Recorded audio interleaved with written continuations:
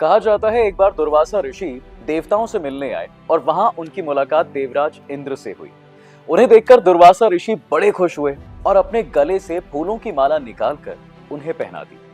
लेकिन अहंकार में चूर देवराज इंद्र ने वो माला अपने गले से निकाल अपने एरावत हाथी के सूंड में डाल दी। इसके बाद जो कुछ भी हुआ वो देवताओं के लिए किसी बुरे सपने से कम नहीं था और यहीं से नींव पड़ी हिंदुओं के सबसे बड़े पर्व महाकुंभ की।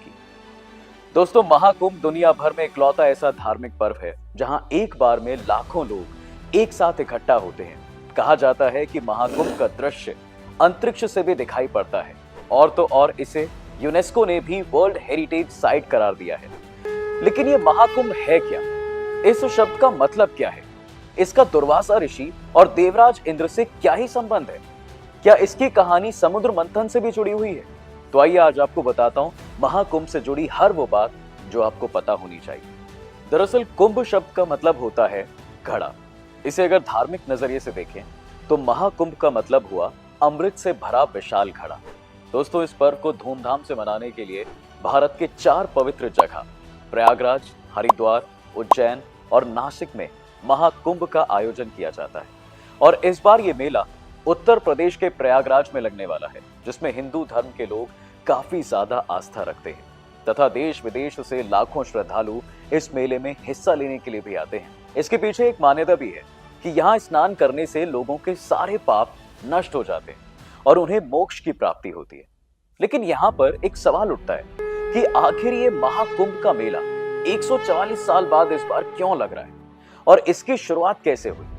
तो दोस्तों, इसके पीछे एक दिलचस्प और पौराणिक कहानी बताई जाती है जो हमने आपको वीडियो की शुरुआत में सुनाई थी। आइए उस कथा को जरा विस्तार से आपको समझाता हूँ। तो जैसा कि हमने आपको बताया कि एक बार ऋषि दुर्वासा जब देवताओं से मिलने पहुंचे तो उनकी मुलाकात देवराज इंद्र से हुई, जो अपने दिव्य हाथी एरावत पर बैठे अपने ही धुन में मग्न थे। इंद्र को देख दुर्वासा ऋषि काफी खुश हुए और अपने गले से फूलों की एक माला निकालकर उन्हें पहना दी। लेकिन अहंकार में डूबे इंद्रदेव ने वो माला निकालकर अपने एरावत हाथी के सूंड पर रख दी। अहंकार में चूर देवराज इंद्र को यह अंदाजा भी नहीं था कि उन्होंने कितनी बड़ी गलती कर दी है।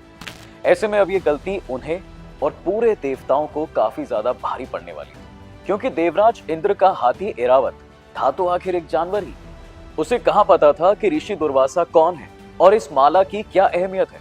उसने ये माला अपनी सूंड से पकड़कर नीचे फेंक दी और यही नहीं, उसे पैरों से कुचलने भी लगा। ऋषि दुर्वासा वहीं पर खड़े थे और ये सब उनके नजरों के सामने हो रहा था, जिसे देखकर उन्हें काफी ज्यादा अपमानित महसूस हुआ और उनकी आंखों में क्रोध की ज्वाला धधक उठी। उन्होंने देवराज इंद्र को श्राप देते हुए कहा, इंद्र, तुम देवताओं को बहुत अहंकार हो गया है।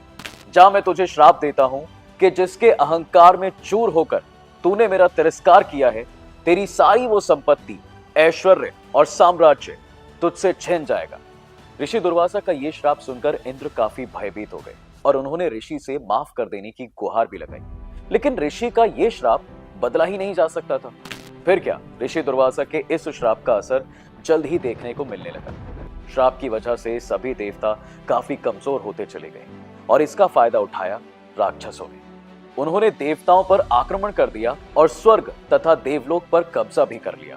अब अपनी लगातार खराब होती हालत देख सभी देवताओं के बीच हड़कंप मच गया। अपना सब कुछ गंवा देने के डर से देवराज इंद्र सहित सभी देवता भागे भागे ब्रह्मा जी के पास पहुंचे और सारी कहानी उन्हें बताई। लेकिन ब्रह्मा जी को भी इसका कोई समाधान नजर नहीं आया। तब वो सभी देवताओं को साथ लेकर क्षीर सागर में आराम कर रहे भगवान विष्णु के पास पहुंचे, जहां उन्होंने विष्णु जी को ऋषि दुर्वासा का दिया श्राप तथा राक्षसों के आक्रमण की जानकारी दी। उनकी बातें सुनने के बाद विष्णु जी ने एक पल सोचा और फिर एक उपाय भी बताया।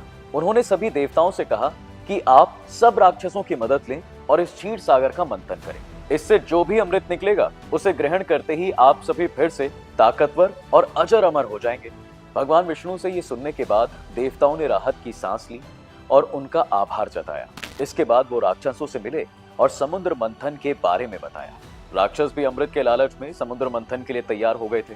फिर क्या था, भगवान विष्णु की आज्ञा के अनुसार मंदार पर्वत को मंथनी बनाकर उस पर रस्सी के जैसे वासुकी नाग को लपेटा गया और समुद्र मंथन शुरू किया गया।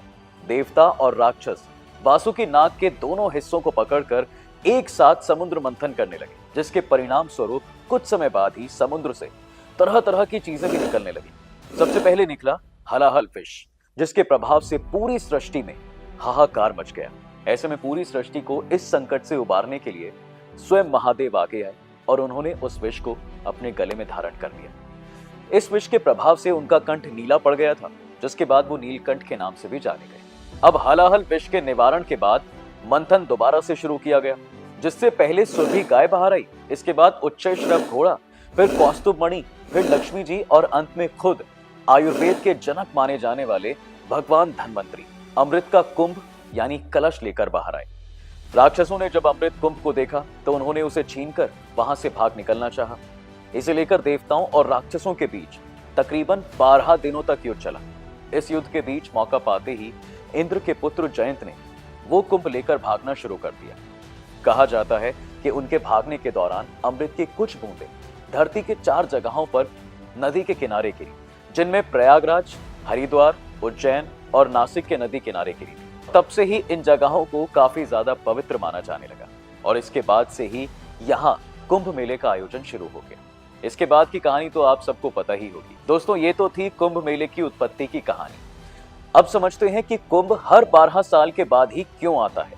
इसका जवाब जानने के लिए हमें वापस से पीछे चलना होगा, जब देवताओं और राक्षसों के बीच युद्ध जारी था। देखिए, अमृत राक्षसों और देवताओं दोनों के लिए बहुत जरूरी था और दोनों ही पक्ष इसे हर हाल में पाना चाहते थे। इस वजह से दोनों के बीच 12 दिन तक युद्ध चला। धार्मिक शास्त्रों के मुताबिक देवताओं का एक दिन हमारे 1 साल के बराबर होता है और यही वजह है कि हर 12 साल के बाद कुंभ मेले का आयोजन किया जाता है। माना जाता है कि हर 12 साल के बाद वो खास समय आता है जब प्रयागराज में त्रिवेणी संगम, हरिद्वार में गंगा नदी, उज्जैन में शिप्रा नदी और नासिक में गोदावरी नदी के किनारे अमृत रूपी शक्ति जागृत होती है। और यही वजह है कि इस दौरान देश विदेश से लाखों लोग यहाँ डुबकी लगाने आते हैं ताकि उन्हें मोक्ष की प्राप्ति हो सके। तो दोस्तों, अब हम ये भी जान चुके हैं कि कुंभ के मेले की उत्पत्ति कैसे हुई। आइए अब समझते हैं कि कुंभ कितने तरह के होते हैं। तो बता दें कि कुंभ कुल 4 तरह के होते हैं: कुंभ, अर्ध कुंभ, पूर्ण कुंभ और महाकुंभ। कुंभ मेले का आयोजन हर 12 साल के बाद हरिद्वार, नासिक, उज्जैन और प्रयागराज में होता है। बारी बारी से इसे चारों अलग अलग जगहों पर आयोजित किया जाता है। वहीं अर्ध कुंभ हर 6 साल के बाद मनाया जाता है, जिसे केवल प्रयागराज और हरिद्वार में ही आयोजित किया जाता है। हर 6 साल बाद आयोजित होने की वजह से इसे अर्ध कुंभ कहा जाता है। पूर्ण कुंभ हर 12 साल बाद प्रयागराज के संगम तट पर आयोजित किया जाता है। साधारण रूप से समझें तो हर 12 साल के बाद जो कुंभ प्रयागराज में मनाया जाए उसे पूर्ण कुंभ कहते हैं। प्रयागराज में मनाए जाने वाले कुंभ को बेहद शुभ माना जाता है। इसके अलावा आखिर में आता है महाकुंभ। ये मेला हर 12वें कुंभ पर आयोजित किया जाता है, यानी हर 12 साल बाद आने वाले कुंभ के जब 12 आयोजन पूरे हो जाते हैं तब 144 वर्ष बाद आने वाला कुंभ महाकुंभ कहलाता है। ये महाकुंभ हमेशा प्रयागराज में ही आयोजित होता है। इस साल भी 13 जनवरी से प्रयागराज में महाकुंभ मेले का आयोजन होगा, जो 144 वर्षों के बाद आयोजित किया जा रहा है। ये महाकुंभ कुल 45 दिनों तक चलने वाला है, जो 26 फरवरी को महाशिवरात्रि के दिन समाप्त होगा। लेकिन अब सवाल उठता है कि महाकुंभ का आयोजन सिर्फ प्रयागराज में ही क्यों होता है? तो इसके पीछे कई मान्यताएं छिपी हैं। प्रयागराज को धार्मिक दृष्टि से काफी ज्यादा महत्वपूर्ण माना जाता है। यहाँ गंगा, यमुना और सरस्वती नदी का संगम होता है, जिसे त्रिवेणी संगम के नाम से जाना जाता है। अब भले ही सरस्वती नदी सतह से विलुप्त हो गई है, लेकिन धरातल स्तर पर ये आज भी बहती है। इसके अलावा माना जाता है कि प्रयागराज कलयुग के समय को दर्शाता है कि इसके अंत में अभी कितना समय और बचा है। इसलिए मान्यता है कि जो भी यहाँ महाकुंभ के दौरान स्नान करता है उसके सभी पाप नष्ट हो जाते हैं और वो जीवन मरण के चक्र से छूट जाता है, जिससे उससे मोक्ष की प्राप्ति होती है। तो दोस्तों, ये थी पूरी जानकारी महाकुंभ के उत्पत्ति और उसके महत्व की। अब ये सिर्फ एक धार्मिक आयोजन नहीं है, बल्कि हमारी संस्कृति, आस्था और एकता का प्रतीक है। अगर आप इस अद्भुत आयोजन का हिस्सा बनने जा रहे हैं तो हमारी शुभकामनाएं आपके साथ हैं। अपने अनुभव हमारे साथ कमेंट्स में जरूर शेयर करें। वीडियो अगर पसंद आई हो तो इसे लाइक और शेयर करें और जाते जाते चैनल को सब्सक्राइब करना बिल्कुल ना भूलें।